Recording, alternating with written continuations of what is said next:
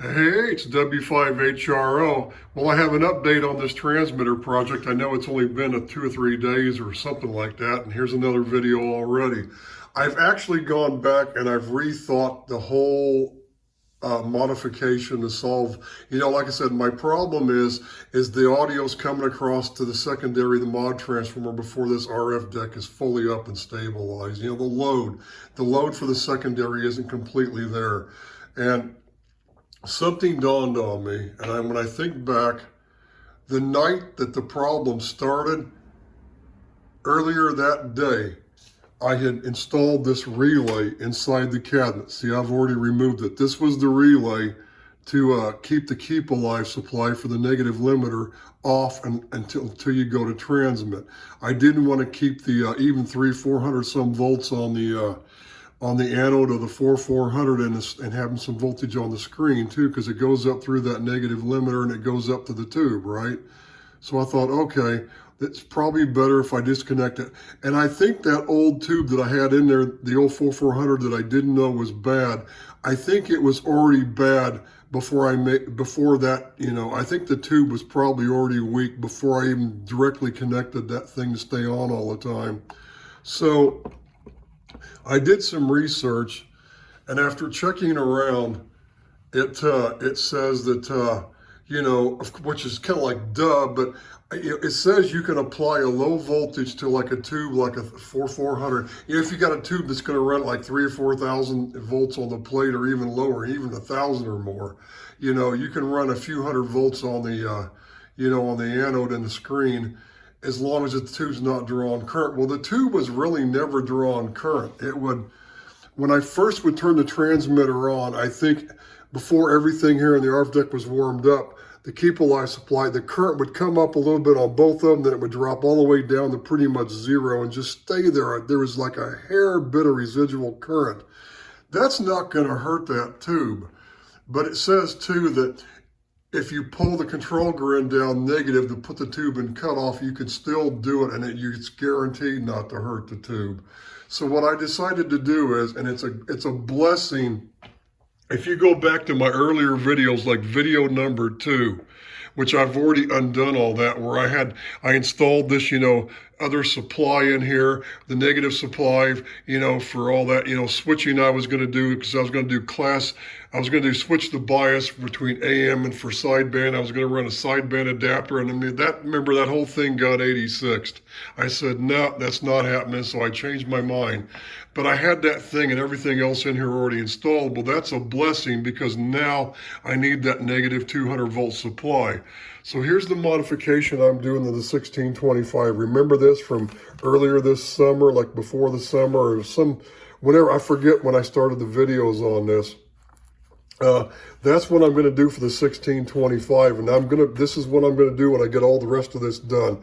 I'm so glad that I didn't do all this yet and put the 1625 back in there before I had a chance to test the transmitter again, because it turned out not to be the problem, and I would have probably wound up shorting another 1625, although with this 15K resistor, this is probably going to protect it. So these modifications that I've made to this circuit were necessary anyway, after I've thought back on all this, so that this is a good thing that I'm going to finish doing anyway.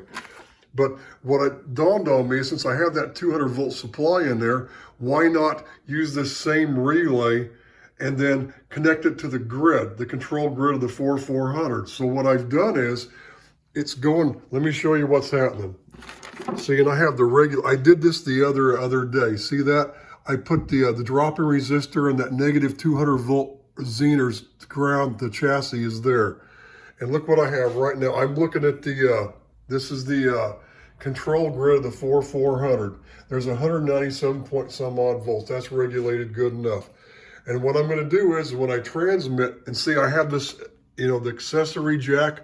I only use like 3 of those terminals on there already. So now I've got plenty. So I thought, okay, so I'm going to use the ground that relay, because the 12 volt supply is already there. So the 12 volts is on the relay terminal. So if I ground it with this jack, see, the relay just keyed. Look what happened.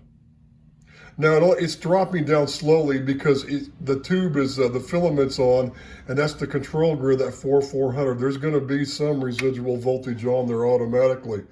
But see, what I can do is that 20K, a control grid resistor, it's still connected. I've left it. I probably should have drawn that on here. I've left it on the tube. It's still connected. And I did, by the way, I had an 18K other one over here a long time ago, my old circuit before I redid all this. And I found one of those, these like 35 watt 20Ks. It's chassis mounted. One of these really, it's a better resistor. So I've got, that's the grid resistor there. But the negative 200 volts is going across that.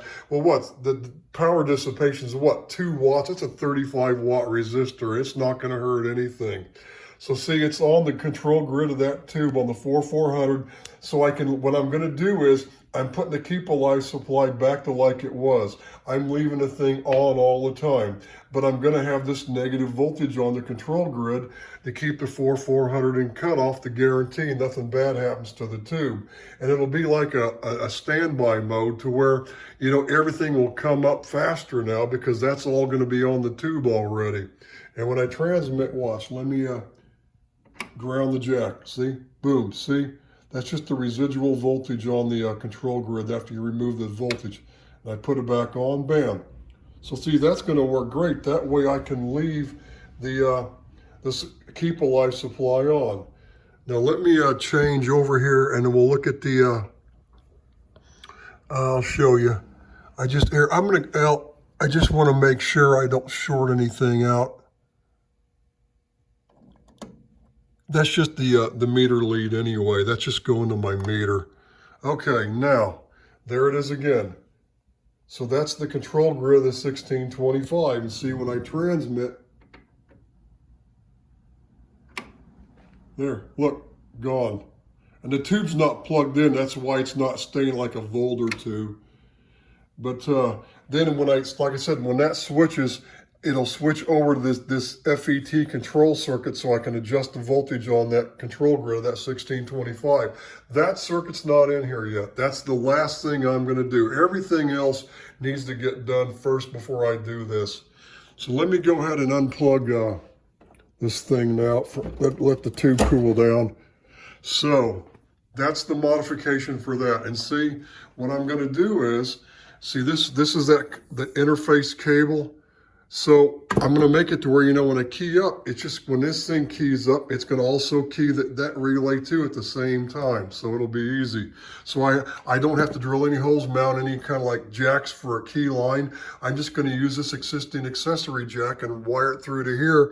And it comes down underneath this exciter deck. And so now I've got to work on this. This is the next step because this relay has to key before the other relay and my TR relay in the top of the transmitter keys, and that's double time. So I'm going to try to remove this relay. After thinking about it, I'm not sure I can.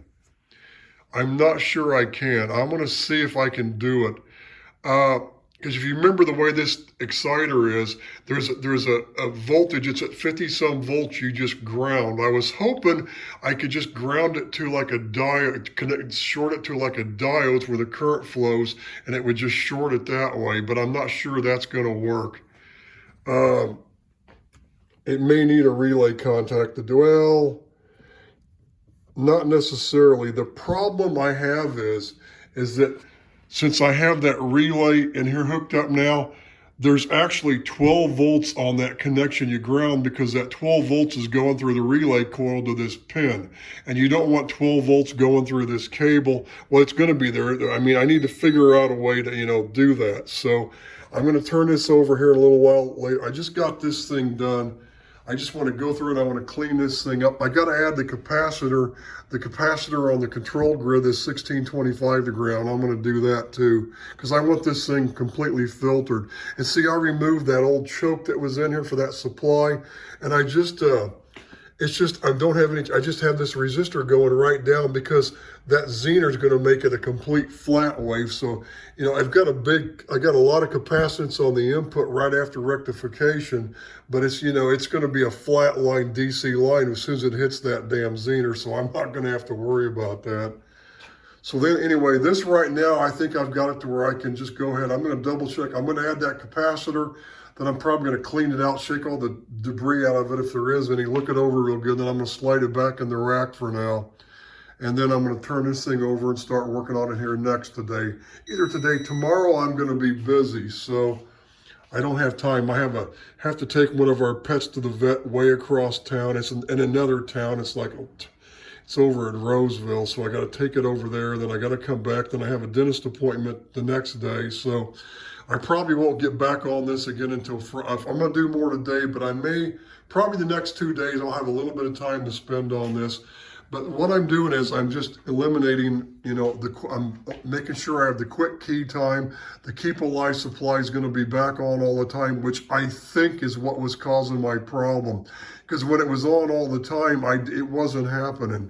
So now also on my, let me go in here and show you real quick what I'm going to do.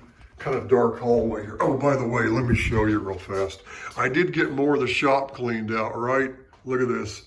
I got, I had these 2 boxes up here on the desk because when I turn this thing upside down, I have to have these 2 boxes to prop up the other end of it.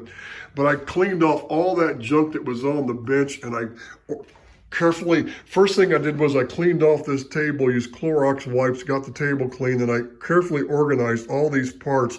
Everything here was piled up on that bench.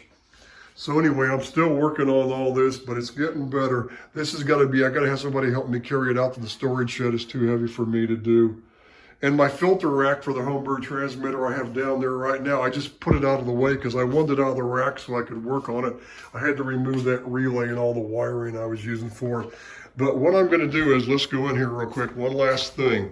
I've got an easy fix for this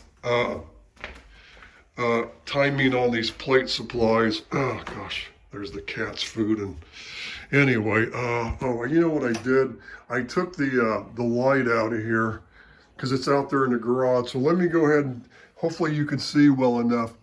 What I'm going to do is, these are 2 DC relays, right? This one engages the primary on the RF side, and this one engages the primary right on the AF side, the modulator side. So what I'm going to do is I ordered a simple single pole, AC relay. So when the AC comes across, when I hit the PTT and this relay engages and throws the 110 volts on this is the hot, it's just controlling the hot side. So when it throws that voltage on the primary, it's going to engage the AC relay I'm going to put here, and then those terminals will connect the DC to key this relay. So I'm going to have a guaranteed state here. There's no way that the modulator plate supply, the primary, will engage until after this one is, the RF side's already up and the extra relay's connected. So what I'm gonna have is I'm gonna have like a click, click, click when I key up. It's gonna be like a bump, bump, bump. It's gonna be like a real fast thing. This one will key, the AC relay will key, which will engage this last one. So bang, bang, bang. And that way at least I can guarantee that this side comes on last. And after talking to somebody, they said they've used those thermistors like I was going to put back in here, those bigger ones I got that'll do a better job. They say the problem is when you use them on a PTT line, after the first initial time they come on, or unless you short a relay across them, like shorten the time they get hot, it takes them longer the next time to engage, or it doesn't, the resistance isn't as high. They like, you know what I'm saying, it doesn't add the delay. The delay keeps getting shorter on turn on. You have to let them cool off again. I went, that's going to be a problem. I can't have, that's, if the timing's going to move around on when those primaries come up. And that, the thing was, those 1 ohms that I had in here, which you see I've already removed, those 1 ohms I had in here were way too small. They were not really going to do much of anything, but maybe they were doing enough. Maybe with the combination of leaving that keep alive life supply off until I went to transmit. When I made that change, maybe the combination of those two things, maybe that 1 ohm thing on the RF side, maybe it was acting up, maybe the resistance was getting higher after it got hot, but I don't think so. It'd be the opposite, right? Maybe this one was and this one wasn't. Maybe that was what it was. Who knows? Or maybe, vice versa. So that's how I'm going to fix this, and I'm not even going to use those thermistors now. So my plan is, as soon as I'm going to finish this stuff out in the garage. That relay's supposed to be here, I think, tomorrow, that AC relay.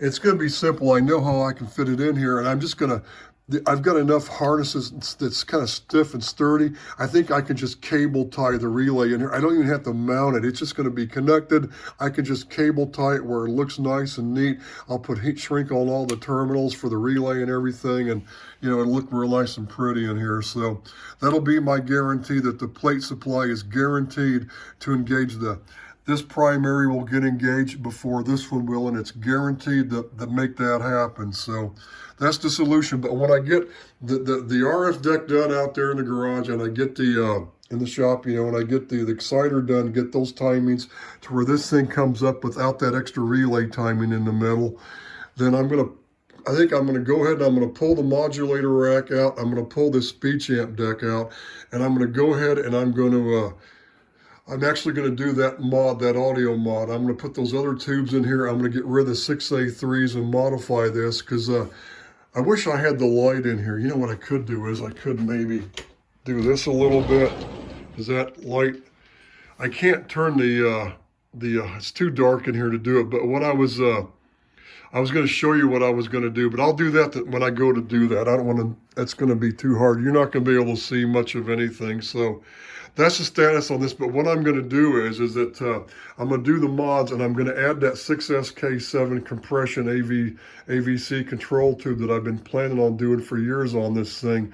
And what I can do is I can apply a voltage to the control grid of that at 6SK7 with the relay. So it's always like, the audio is always like in full AVC limiting. It's like it's limiting the thing all the way as hard as it can, And then when I transmit, a relay will let off of that. It will disconnect that voltage and it'll go back to normal. That way, when I first go to transmit, there'll be a short delay and the audio will come up. You'll hear the audio, but it'll be like a short delay before it rises up to full volume. And I think that's the way I can fix that other problem. By, changing the mic like I'm going to do, and using the PTT bar with the right timing of the connections inside the mic. And then this other thing, I think this problem's more likely going to be eliminated. I would just about bet. So that's my plan here. So once I get this done, I'm going to test it out. Because right now, like I said, what I can do is I can key up with the mic gain all the way down. Then I can turn it up and start talking. It works every single time. It's just that the audio gain's all the way up. That audio's coming across too fast when you first hit the transmit, when you first hit the PTT, when everything first comes up. And that's the problem. That's the only problem. So that'll solve all that. So you can see where I'm going with this now. It took me a while. I communicate with a couple other hams, and another ham gave me that feedback about how those thermistors behave, and I'm like, oh, then I probably don't want to use those after I thought about it. So now I think I've came up with the ideal solution. So that's it for now. There'll be another video. This is only about an 18 minute 32 second video. 73s for now.